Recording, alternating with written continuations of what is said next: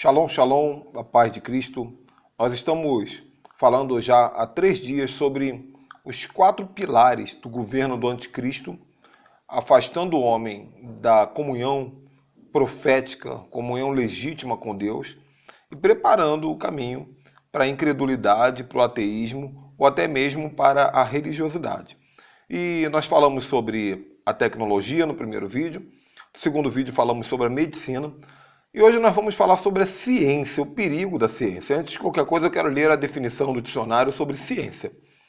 Define-se ciência como um corpo de conhecimentos sistematizados, adquiridos via observação, identificação, pesquisa e explicação de determinadas categorias de fenômenos e fatos, formulados metódica e racionalmente.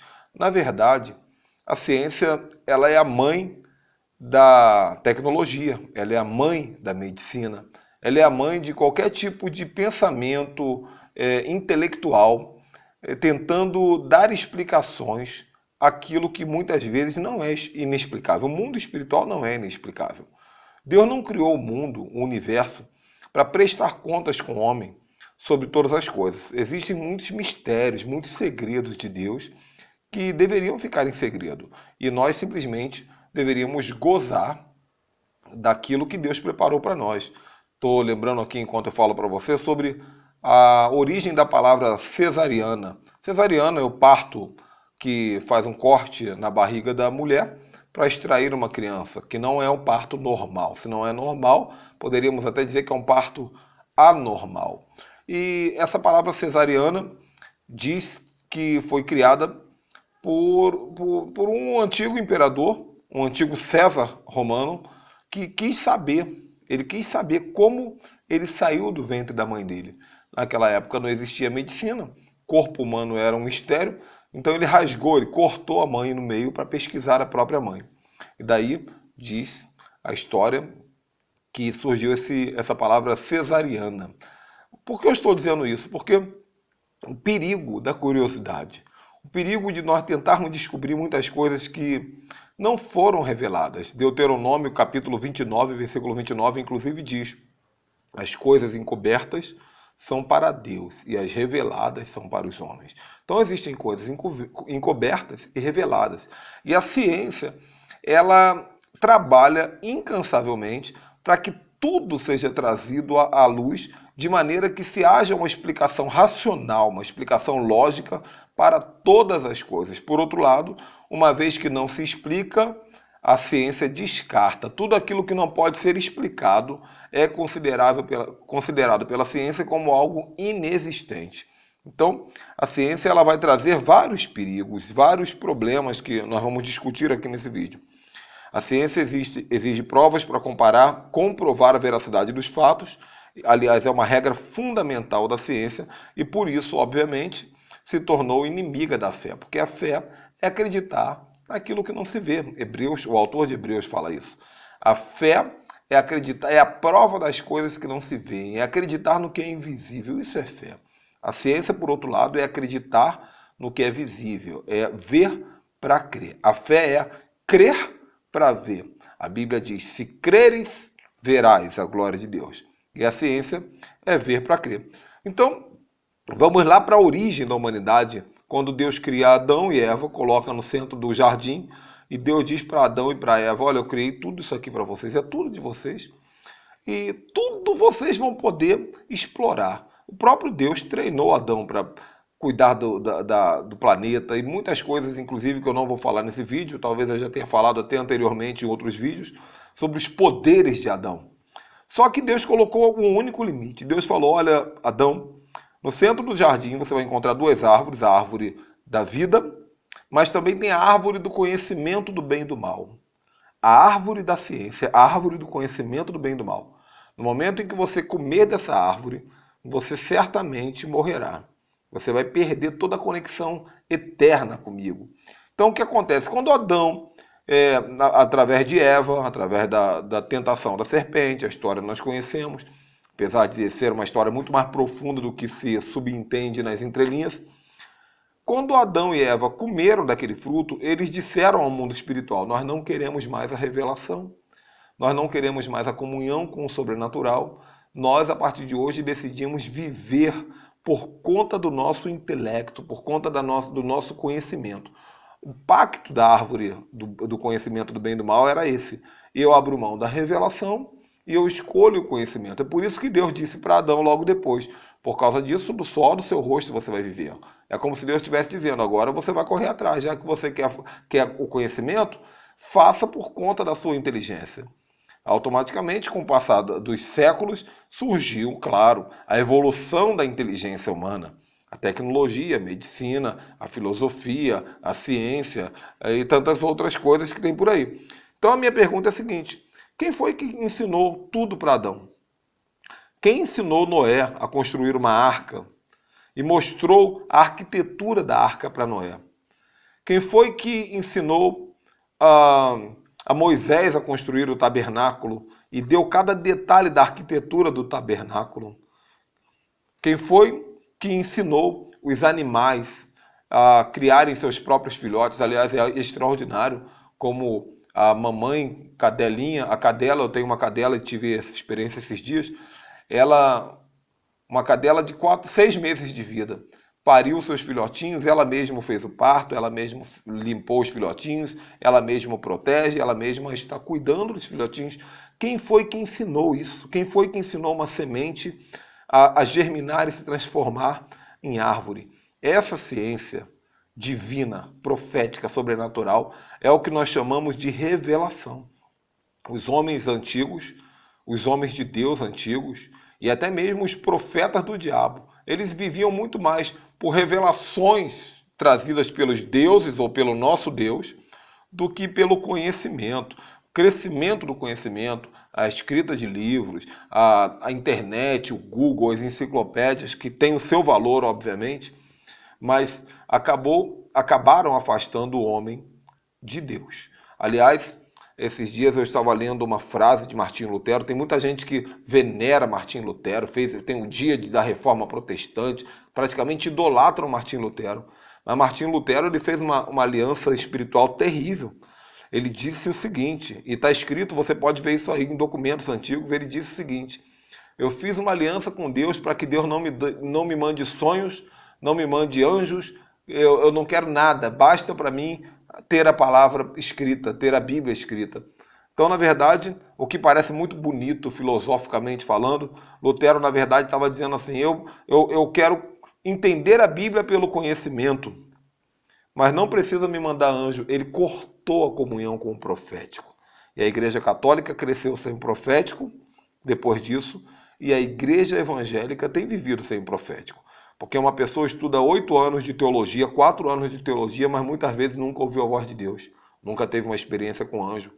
Então, a pessoa dá aula de hermenêutica, dá aula de exegese, dá aula de tantas coisas, mas é carente, é órfã de Deus, porque fez um pacto inconsciente com a árvore do conhecimento.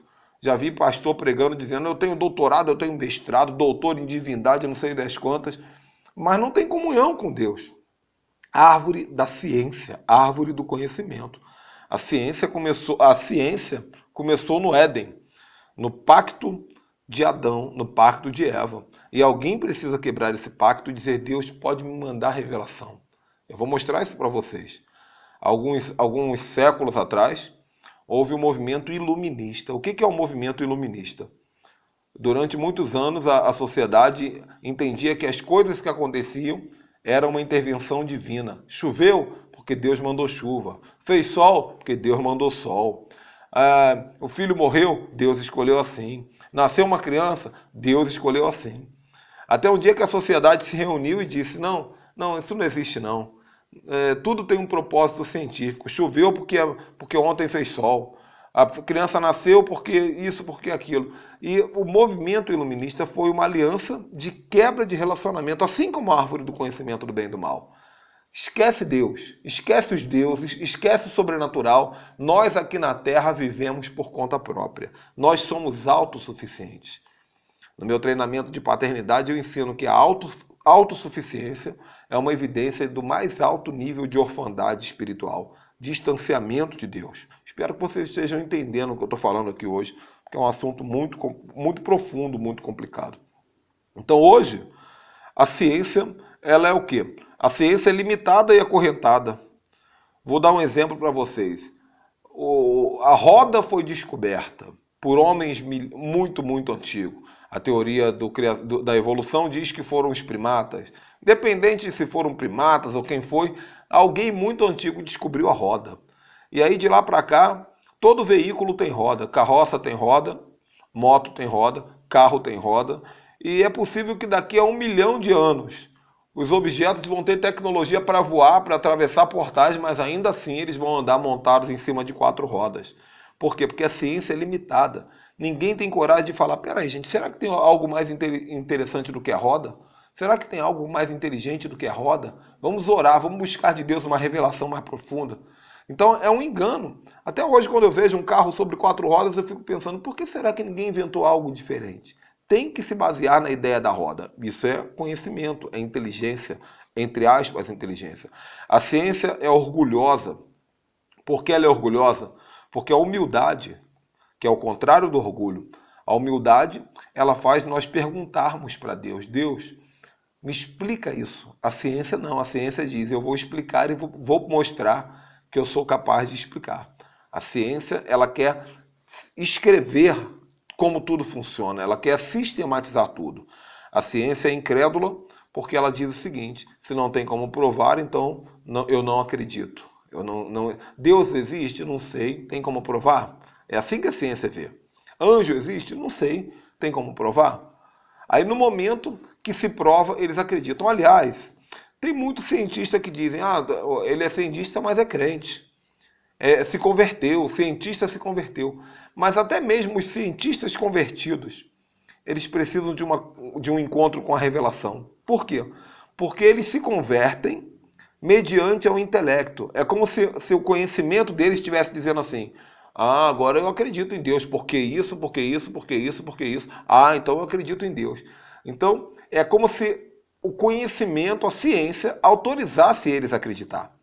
Ainda assim, eles acreditam com limitações, porque não tem a revelação. Agora, para finalizar o vídeo, porque eu não quero que esse vídeo fique muito longo, eu quero que vocês vejam aí na Bíblia de vocês também, o que está escrito lá em Efésios, capítulo 1, versículo 16 e 17, a oração de Paulo. Aliás, não era apenas uma oração, era uma oração constante dele.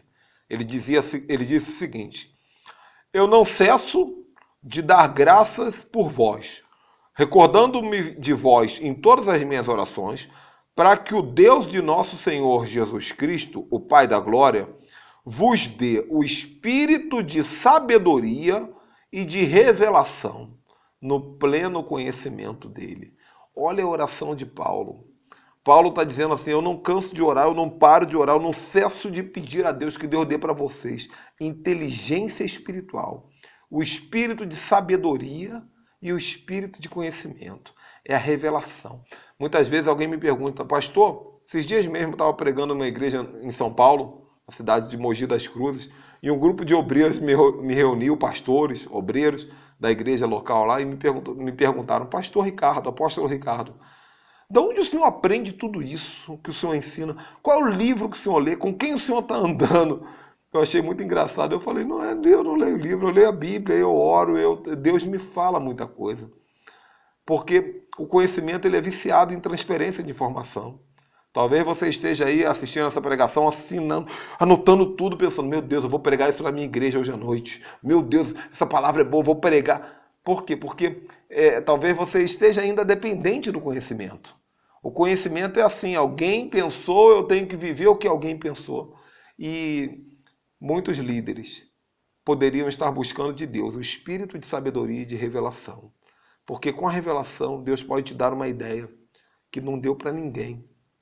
Uma direção que não deu para ninguém. Uma resposta que não deu para ninguém. Uma visão profética, uma visão espiritual. Um projeto, como ele deu para Jacó, a ideia das varas. E através desse projeto, você vai alcançar o que nenhum conhecimento, nenhum tipo de ciência humana pode alcançar. A ciência é vaidosa, é orgulhosa, é incrédula, é questionadora. A revelação ela agrega valores à eternidade. Amém? Eu sou o apóstolo Ricardo Ribeiro, espero que você tenha gostado do vídeo. Amanhã tem mais. Amanhã nós vamos falar um pouquinho sobre psicologia pela ótica espiritual. E se inscreva aqui no canal para receber notificações sempre que tiver um vídeo como esse. Todos os dias nós postamos um vídeo como esse. E se quiser participar dos nossos cursos online ou do nosso grupo no WhatsApp, olha aqui embaixo na descrição também tem algo escrito para você. Deus te abençoe. Eu te abençoo no nome do Senhor Yeshua, o Mashiach, Jesus Cristo. Até a próxima. Tchau, tchau.